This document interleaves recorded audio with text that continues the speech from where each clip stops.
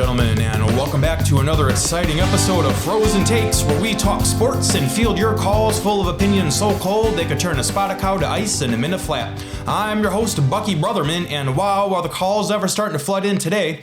From baseball to bowl games and the best beers on tap back in session, almost nothing is off limits, except for criticizing our sponsor for today's episode, DraftKings. Use our special promo code INTEGRITY to increase your odds of breaking even on your parlay by 1/100%. DraftKings, the favorite sportsbook of fans, referees, players, and coaches the world over. Now, on to today's episode. The lines are piping hot and we're ready for our first call. We've got Dan from Delafield on line 1. Dan, hit us with your coldest take. Hey, Bucky, thanks for taking my call. I've been excited for college football bowl season for a while now and just wanted to vent about the whole system for a bit. Alright, not much of a bowl either in it, I presume? Not at all. Every year we're told to be excited about the Tostitos scoops with a hint of lime bowl or the unfrosted cinnamon and brown sugar Pop-Tarts bowl or whatever else. It's only good teams that get in though, but I propose in addition, the porcelain toilet bowl to be played by the two worst teams of the year. Huh, that's an interesting idea. But I wonder about the incentive to watch. Why would people tune into such a game? Well, that's exactly it, Buck. They wouldn't watch for the game, but for what comes after. My idea is that after the game is finished, they wheel out 55 toilets onto the field, at which point all the players from the winning team will get a chance to give a swirly to all the players from the losing team. And ideally, the players from the winning team would get an opportunity to use said toilets beforehand. Creates quite the incentive to play whales, I figure. Well, Dan, it would certainly be quite entertaining to watch, probably more so than the game itself. Thanks for the call. We'll just have to wait and see if the NCAA runs the numbers and can find a way to profit handsomely from such an endeavor. And as it happens to be, I'm neighbors with one of the referees for the Lay's kettle-cooked leftover pizza-flavored potato chips bowl, and he's divulged to me that he's placed quite the wager on there being over 100 penalty yards for the game, just in case any of my loyal listeners wants a little extra cash in their pockets for this gift-giving season.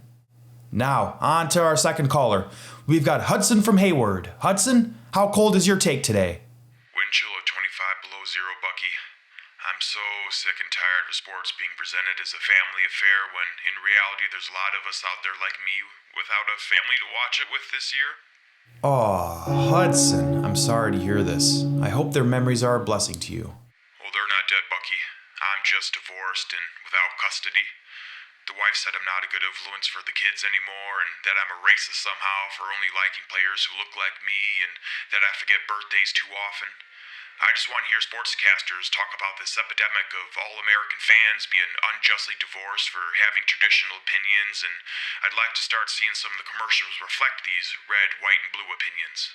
That's all. Hudson, from one dad whose kids don't return their calls to another, I feel your pain, brother.